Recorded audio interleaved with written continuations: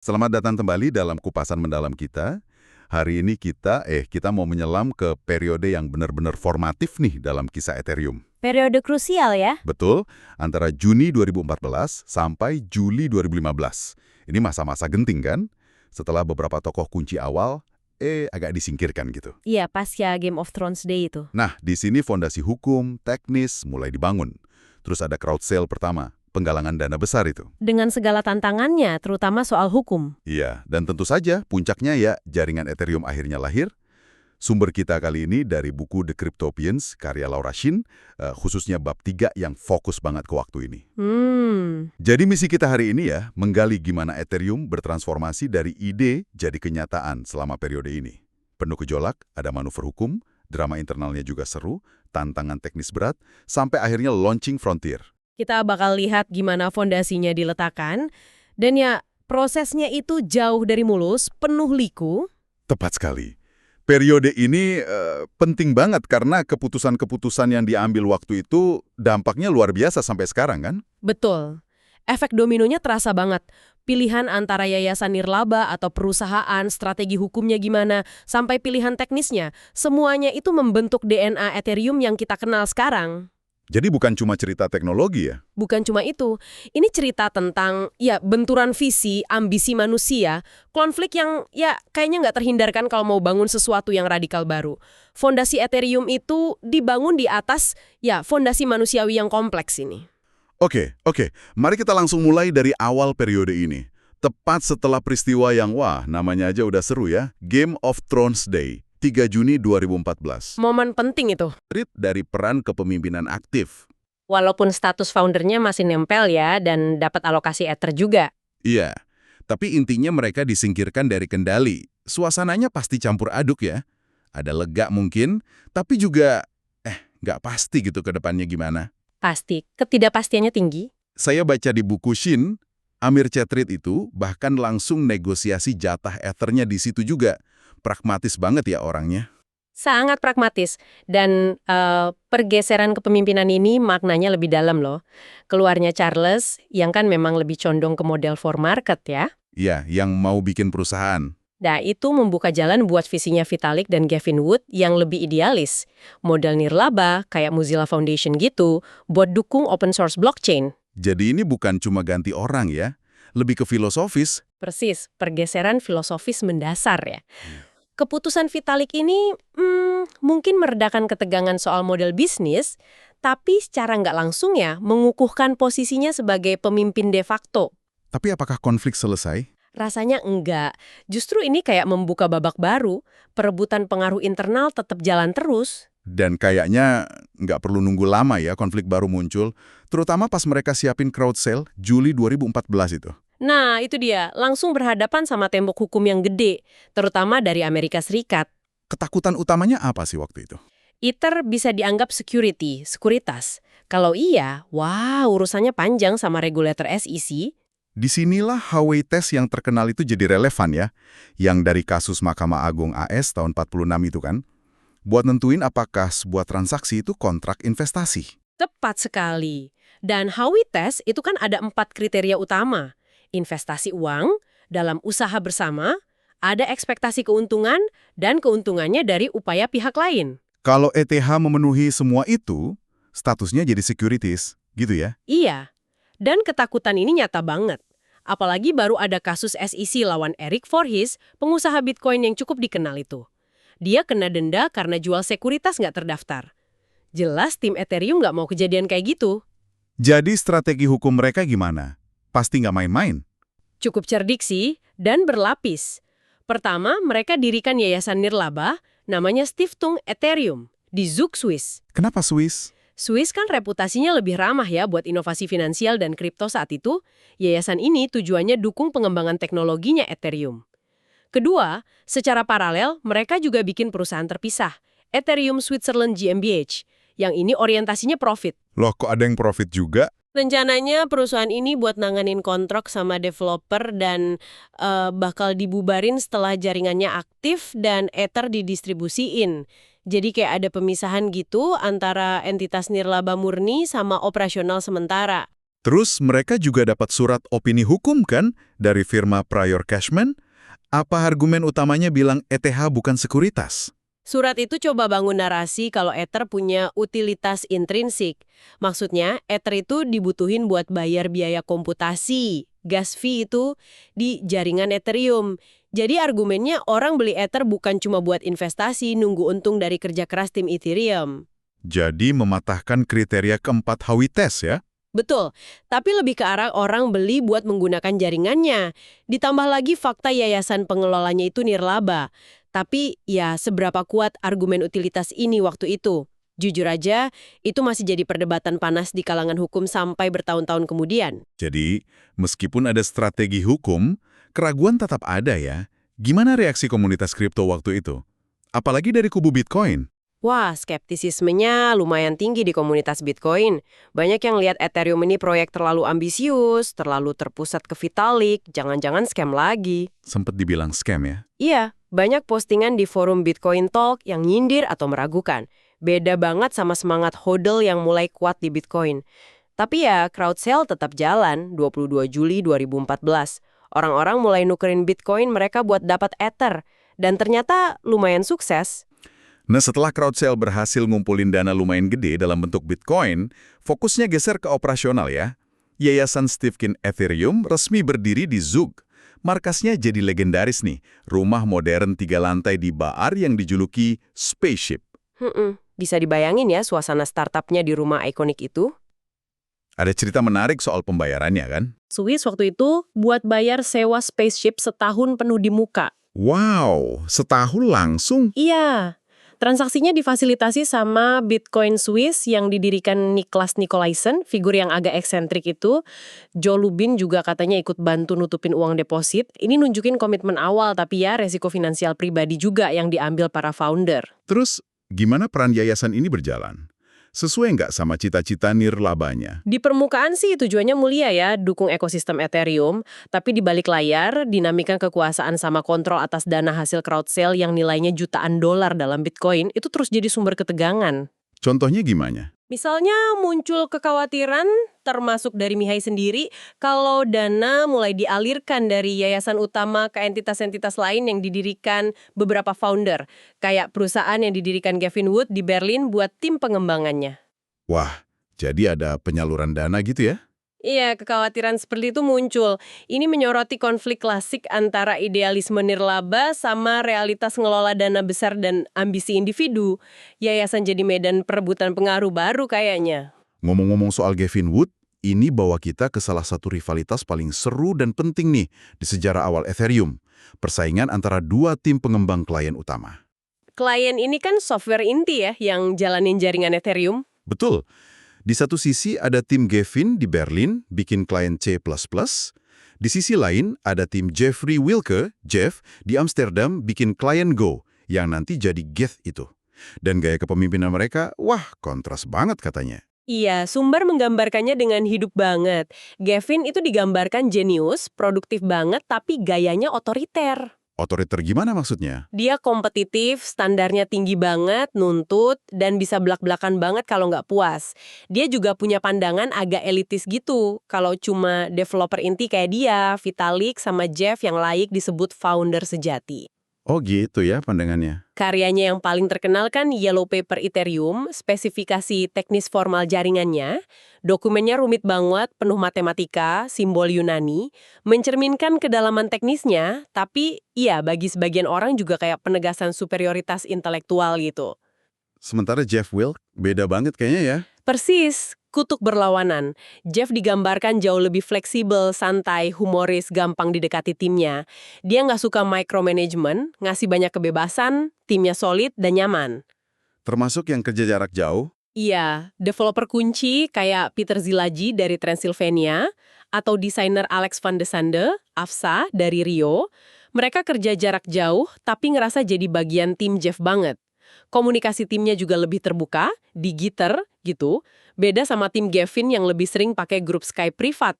Wah, dua gaya yang beda banget mimpin tim yang ngerjain proyek sama. Dampaknya apa rivalitas ini? Sehat atau malah ngerusak? Itu pertanyaan bagus. Di satu sisi, kompetisi ini mungkin memacu inovasi ya, kecepatan juga. Kedua tim kan lomba bikin klien paling stabil dan efisien. Tapi di sisi lain, rivalitas ini jelas bikin friksi. Ada laporan Gavin secara eksplisit larang timnya kerjasama dengan tim Geth.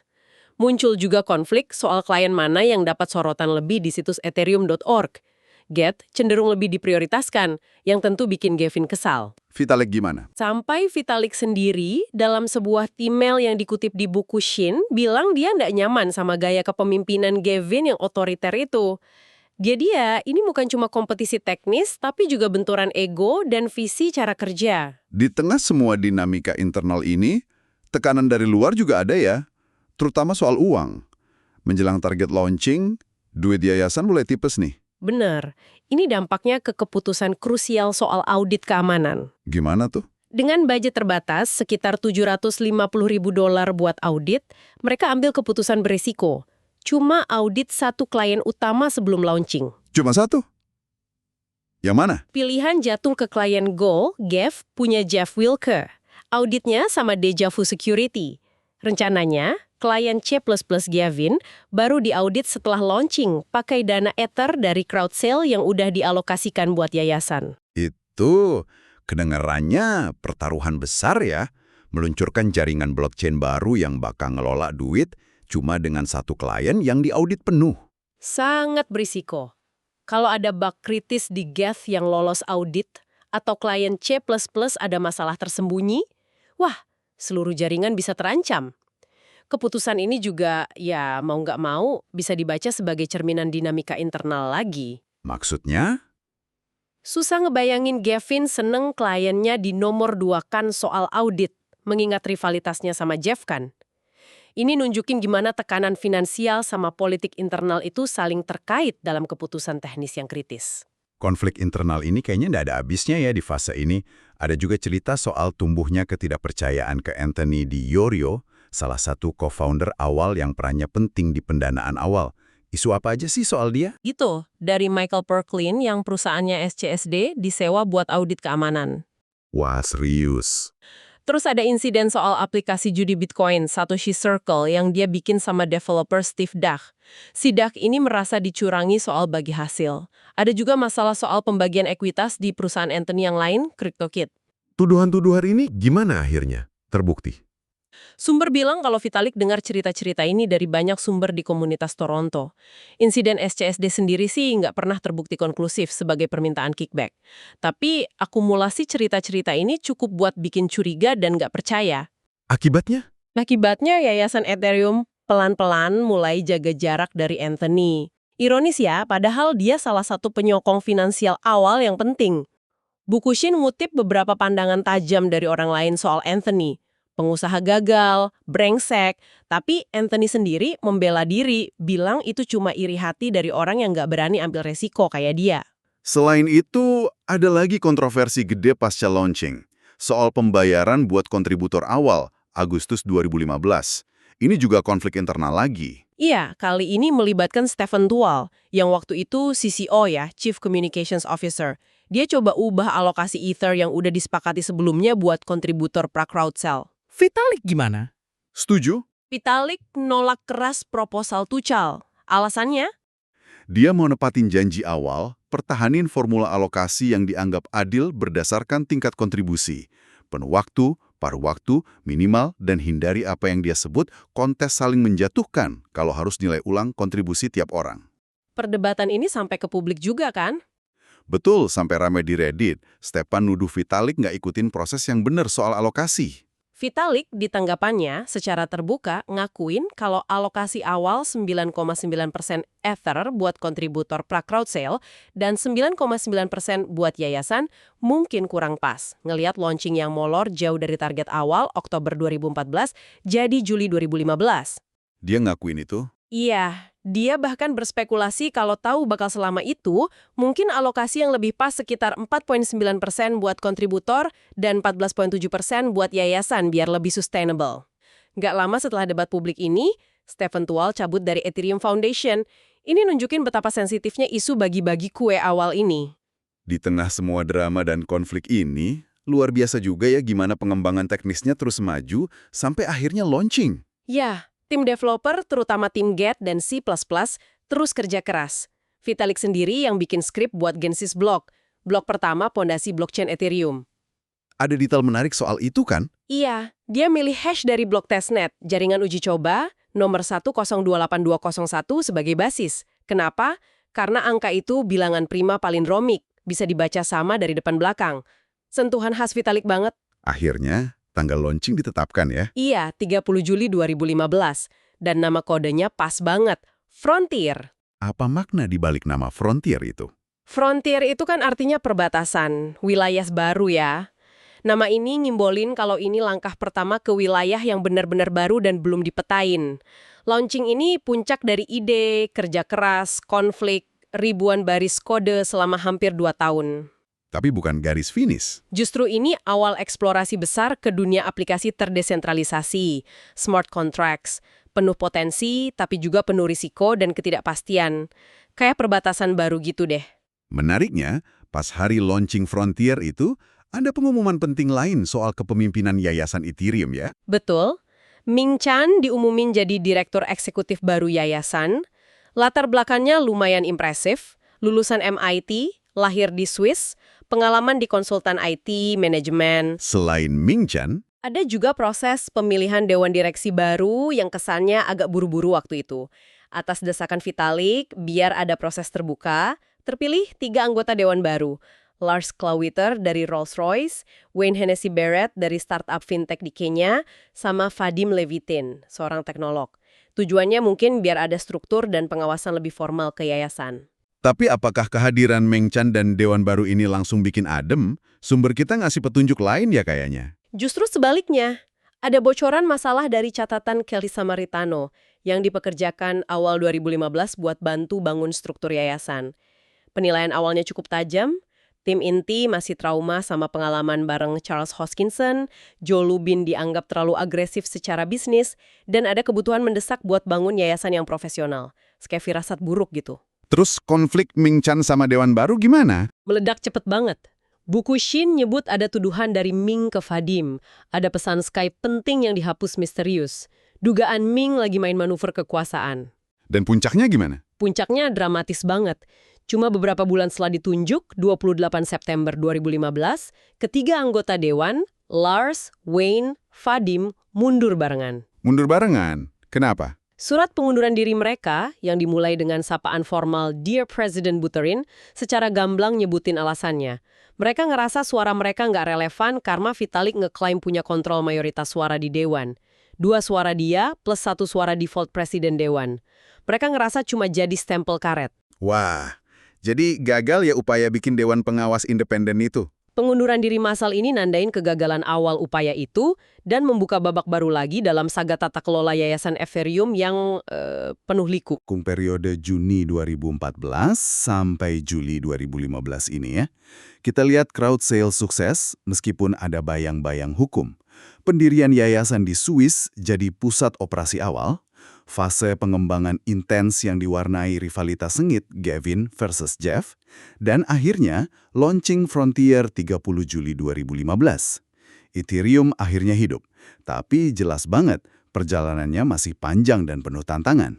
Iya, refleksi penting dari periode ini adalah Ethereum itu bukan cuma proyek teknologi, ia ditempa dalam api konflik personal, benturan ambisi, idealisme yang kadang naif ketemu realitas keras. Ketegangan antara visi desentralisasi total sama kebutuhan praktis akan kepemimpinan, struktur, dana, navigasi hukum, itu udah kelihatan dari awal banget. Fase ini nunjukin kerapuhannya ya. Betul, nunjukin betapa rapuhnya proyek ini di awal, bisa aja gagal berkali-kali karena drama internal. Tapi di saat yang sama, ini juga nunjukin ketangguhan luar biasa dari ide intinya dan determinasi orang-orang di baliknya buat terus maju, meskipun harus lewat badai. Melihat kembali semua ini, rivalitas panas Gavin yang perfeksionis vs Jeff yang kolaboratif, posisi unik Vitalik sebagai visioner jenius tapi kadang canggung sosial, ditambah intrik hukum, perebutan dana, ini muncul pertanyaan menarik nih buat Anda renungkan. Seberapa besar sih sebenarnya peran dinamika manusia ini dengan segala kepribadian unik dan konfliknya dalam membentuk Ethereum yang kita kenal sekarang? Apa cuma soal teknologi hebatnya aja? Pertanyaan bagus itu. Mungkinkah Ethereum berevolusi jadi sesuatu yang beda banget kalau orang-orang kunci di pucuk pimpinan selama fase krusial ini komposisinya beda? Sesuatu untuk Anda pikirkan lebih lanjut. Terima kasih banyak sudah menyimak eksplorasi mendalam kita kali ini. Sampai jumpa di kupasan berikutnya.